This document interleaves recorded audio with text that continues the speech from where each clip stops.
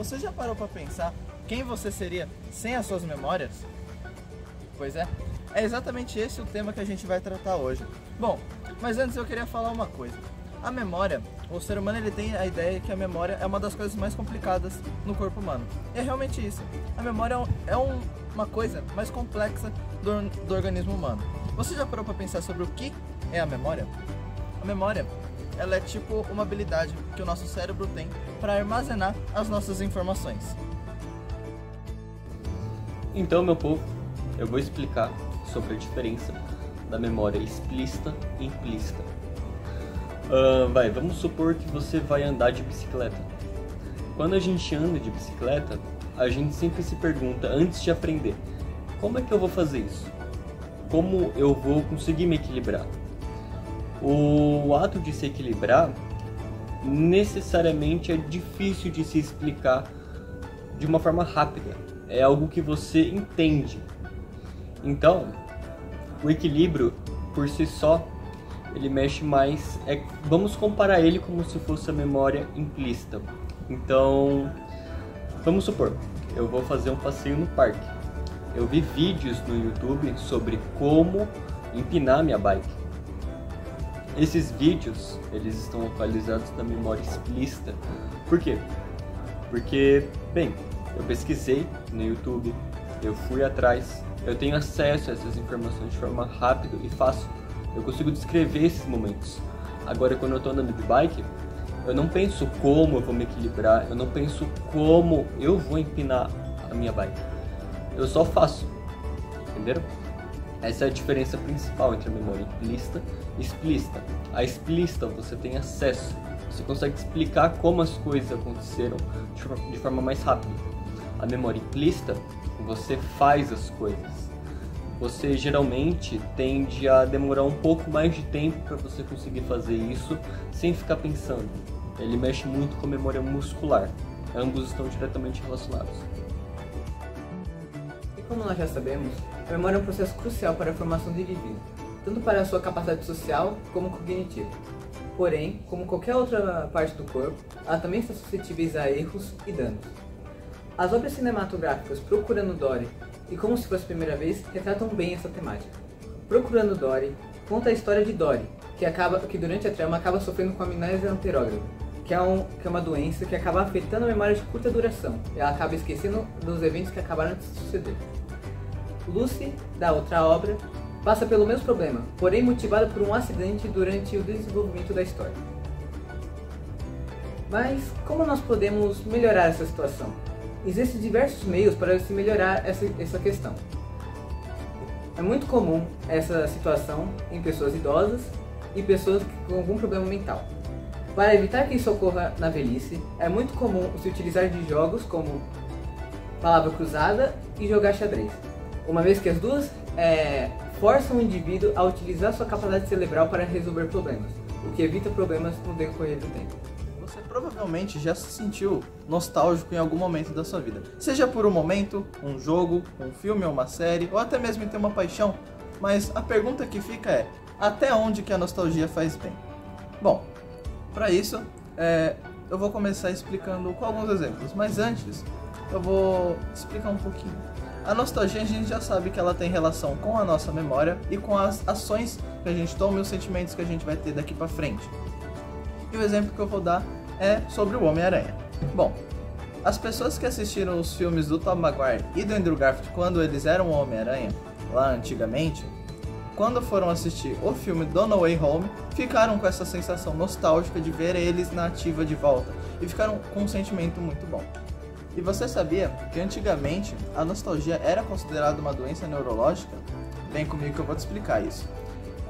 Os soldados antigamente eles sentiam muita vontade de voltar para casa, por causa que eles iam para as guerras, para as lutas, mas eles ficavam desconcentrados por causa dessa vontade, dessa nostalgia. Mas lembrando que esse termo ainda não existia na época. Eles, por ter esse sentimento de querer voltar aos seus familiares, eles não conseguiam lutar direito e ficavam com esse sentimento ruim.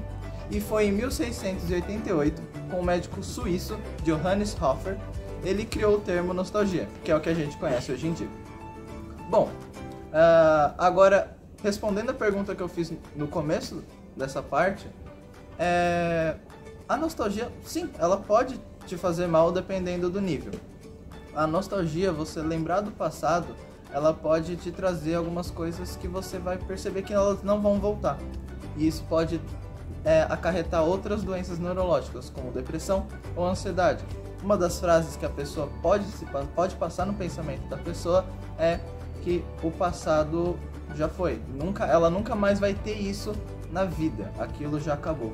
E então, sim, os níveis elevados de nostalgia podem sim acarretar algo pior. E isso é praticamente com qualquer coisa na nossa vida. Bom, falando também um pouco de novo, né, sobre as mídias que nós temos atualmente, como filmes e séries e livros, a gente pode citar um filme que é Um Brilho Eterno de Momentos Sem Lembranças, que conta a história de um casal que recentemente terminou, e spoilers, viu? A mulher, ela decide apagar todas as lembranças que ela tem com o seu ex-parceiro. E então ele fica sabendo disso e pensa em apagar também. Mas não é isso que acontece. Essa é uma boa pergunta que a gente pode fazer. Será que é bom a gente apagar as lembranças e as nossas vivências que aconteceu? E outra série que a gente pode citar é do terceiro episódio da primeira temporada da série Black Mirror, que é uma série norte-americana, que fala sobre diversos assuntos da nossa realidade, e é uma série muito interessante, onde conta a história de um personagem principal, que ele tem a sua esposa, e nesse mundo é um mundo bem diferente, em que os humanos eles têm uma lente nos olhos deles que registra cada momento da vida deles. Também é uma coisa muito interessante pra gente pensar, será que isso seria uma coisa legal pra gente? Porque no episódio a gente consegue ver que ele, spoiler de novo, ele acaba descobrindo que foi traído. E ele usa as próprias memórias dele e as memórias da sua parceira pra usar isso contra ela. Então será que isso seria bom se alguém tivesse o domínio das nossas memórias e também ficar relembrando sempre?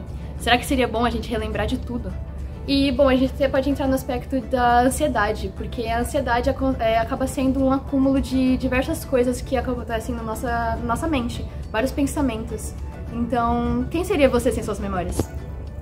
A memória de longa duração é um processo mais complicado de se entender, até porque a gente está mexendo com uma memória que, de certa forma, a gente já está acessando e que foi vivida há muito tempo atrás. Então, para que ela se mantenha 100% concreta, é muitas vezes necessário que algo de muito relevante aconteça. Então, vamos supor, você está andando na rua há 20 anos atrás e você foi atropelado. Esse é um processo que vai obviamente te marcar muito. Então, isso vai ficar grudado na sua mente praticamente para o resto da sua vida. Geralmente, essas memórias que são marcantes, elas acontecem por causa de acidentes, situações inusitadas, né? Geralmente são coisas que te marcaram muito, podem ser coisas simples, mas que se marcaram você, vão te acompanhar por muito e muito tempo. A memória de curta duração, ela é muito mais eficiente do que a memória de longa duração. Por quê? Quando as coisas acontecem, principalmente os acontecimentos recentes, estes tendem a ficar guardados de uma forma muito melhor dentro das nossas cabeças. Quem geralmente utiliza a memória de curta duração são os garçons. Por quê? Eles precisam treinar esse tipo de memória para conseguir anotar os pedidos de forma rápida e eficiente.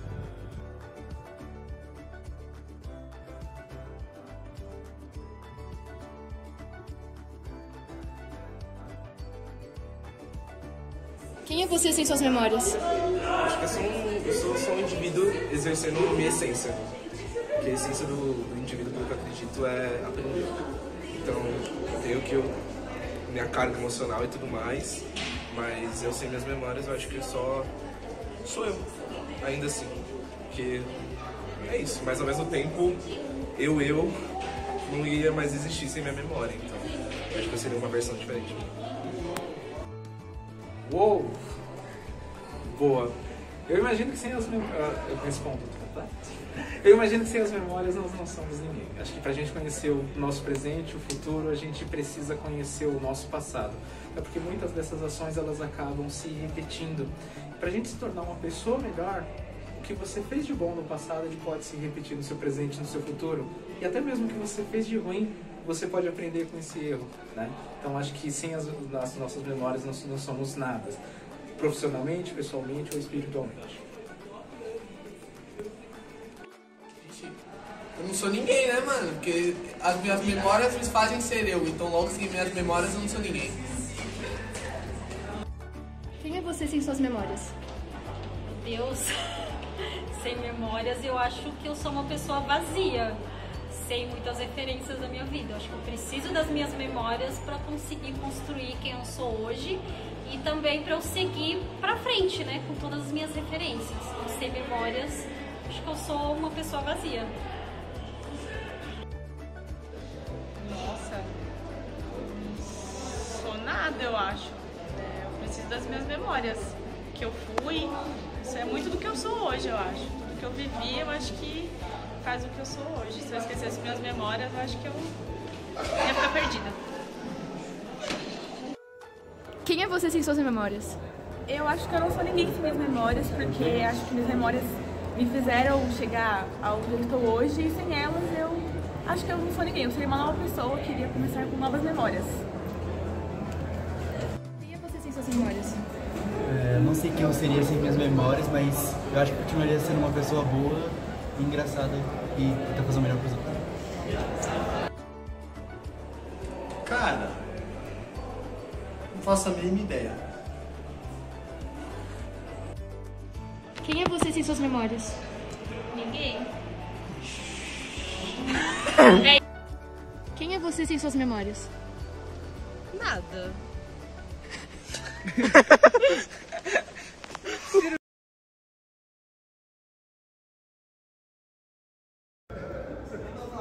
Não entendi. Tá gravando? É assim que funciona. Eita, pô.